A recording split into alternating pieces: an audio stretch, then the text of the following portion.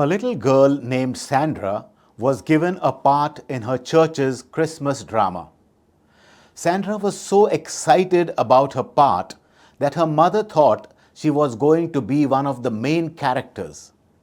Sandra, however, would not reveal to her mother the part she was supposed to play. After much anticipation, the big night finally came. The parents were all there, eagerly awaiting their children's participation in the Christmas drama. One by one, the children took their places. The shepherds fidgeted in one corner of the stage. Mary and Joseph stood solemnly behind the manger. In the back, three young men waited impatiently. Meanwhile, Sandra sat quietly and confidently. Then the teacher began. A long time ago, Mary and Joseph had a baby, and they named him Jesus. And when Jesus was born, a bright star appeared over the stable. This was Sandra's cue. She got up from her chair, picked up a large tin-foil star, walked behind Mary and Joseph, and held the star up high for everyone to see. When the teacher told about the shepherds coming to see the baby, the three young shepherds came forward, and Sandra jiggled the star up and down excitedly to show them where to come. When the wise men responded to their cue, Sandra went a little forward to meet them and to lead the way, her face as bright as the real star might have been. The play ended. They had refreshments. On their way home, even though she had only a non-speaking role, Sandra said to her mother with great satisfaction, "I had the main part." "You did?" her mother asked, wondering why she thought that. "Yes," she said, "because I showed everybody how to find Jesus." I guess she did have the main part. She pointed all the other actors towards Jesus. Welcome on this first Sunday of Advent. Advent points us towards the birth of Jesus. It also points us to that day when the triumphant Christ shall return to establish his reign, when nations will beat their swords into plowshares and their spears into pruning hooks, as Isaiah so beautifully describes that wondrous time. In the Gospel reading today, Matthew presents us with 4 images, each told with a minimum of detail. To be honest, each image seems intended to get our attention, if not to scare us. The first image is an allusion to Noah and the flood story in the Genesis. We know that story, but we often miss how terrible it really is. God was sorry for making human beings. God decided to drown the whole lot of us. One family would be left. God told Noah to build an ark. You know the rest.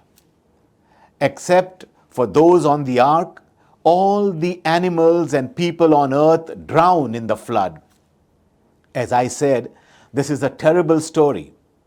In just a few sentences, Jesus paints a scene of real terror. Jesus focuses on the part of the story that Genesis ignores. What it was like for the people caught in the flood.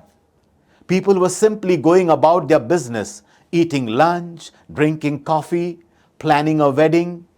All of those things sound innocent. We would expect scenes of merchants cheating their customers or someone abusing the poor. What we get is the judgment hitting right as the bride and groom are feeding each other cake. With no warning, the floods come down and sweep them all away.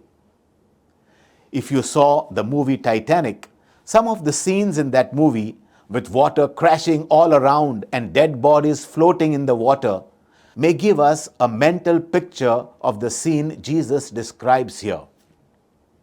The next two images are very similar. With one sentence each, Jesus presents two pairs of people. In both scenes, the two people depicted are working hard at tedious jobs. Two workers are in a field. Two women are grinding meal. From each pair, one is received into God's new action, one is left outside of it. These images are not quite as harsh as the first one. They do not threaten destruction, and they offer more hope, at least for the one person in each pair who is not taken. Still, the image is heartbreaking. When God acts, when God reaches into the creation in grace and power, some will not be included. How lonely that sounds. Even a quick drowning might be more merciful than being turned away by God. The last image does not make us feel any better than the first three. The only way we can understand God is to compare God to things we know. Here, Jesus describes God breaking into our world with the image of a thief breaking into a house. These stories seem like the last thing we need to hear right as we are coming into the Christmas season. Why do we need stories about flood waters drowning people with no warning that the flood is coming? Or people being shut out by God? Or thieves intruding into the place where we most want to feel safe? Let's just be honest. Christmas is a difficult time. We've turned a blessing into a burden. Most of us find this time of year stressing to the snapping point. We rush around trying to buy presents, cook food, make travel arrangements, or send out emails and messages. The choir at the church has extra practice sessions. For some people, the holidays are the saddest time of the year. Lonely people are lonelier at Christmas. If we have had a death in the family, Christmas makes the loss stand out. All of that leaves little time for Christmas cheer. There is a scene in the movie Mrs. Brown in which Queen Victoria's advisors make a bold plan to help the Queen deal with her depression over the death of her husband Albert. They hire a young soldier, John Brown, to bring the Queen's favorite pony to the castle. They hope that riding will take her mind off her grief.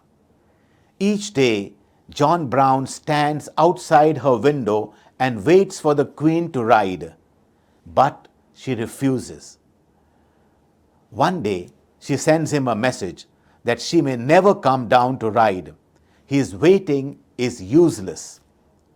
John Brown sends back the reply, "When Her Majesty does wish to ride, I shall be ready." The first Sunday of Advent is our opportunity to make ourselves ready, watching and waiting for the coming of our King. Jesus said to his disciples, "Therefore, keep watch, because you do not know on what day your Lord will come. Be ready, because the Son of Man will come at an hour when you do not expect him." And so, as we ready ourselves for the coming of the Christ, first of all, focus on your relationships. Relationships are what life is all about. You are thinking about gifts you can buy for those who are significant in your life. That's good.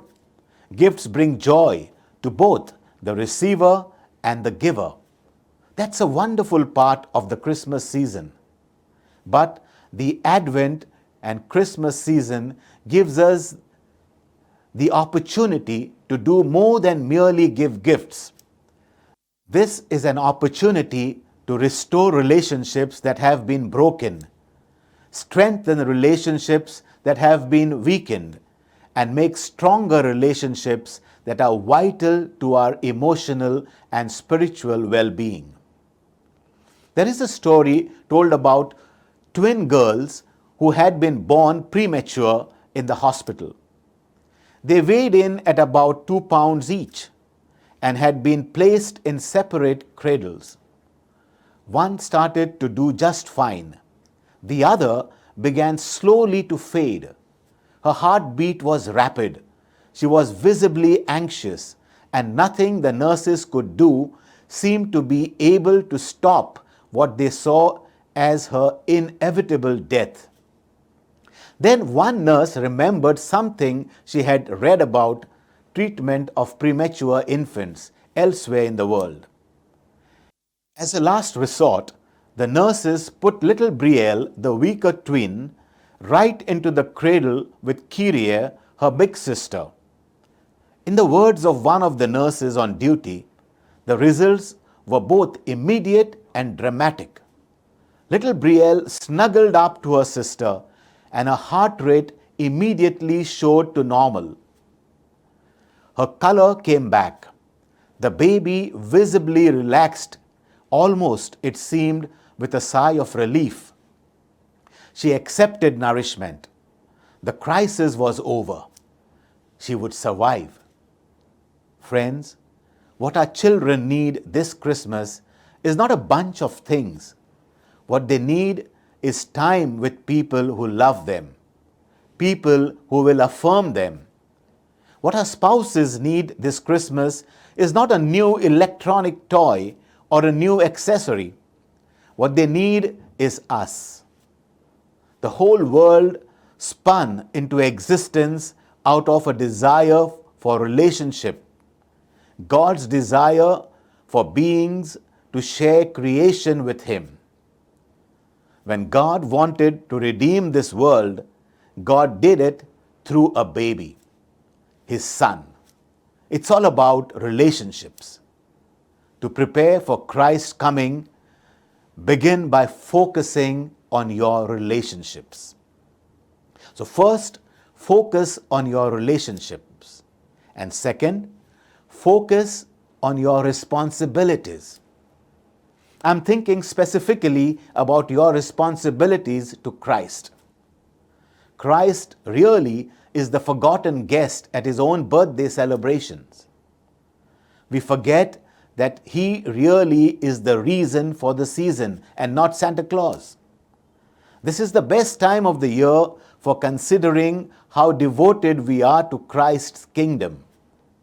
Don't get so caught up in the superficial busyness of Christmas that you forget the essential business of Christ. God sent His Son into the world to save it. We are those God has called to continue the work Christ began 2,000 years ago. Finally, to prepare yourself completely, focus on the Redeemer. As it is popularly said, put Christ back into Christmas. It is time we turn to our Redeemer and reaffirm His encompassing presence in our lives. There cannot be a Christmas without Jesus.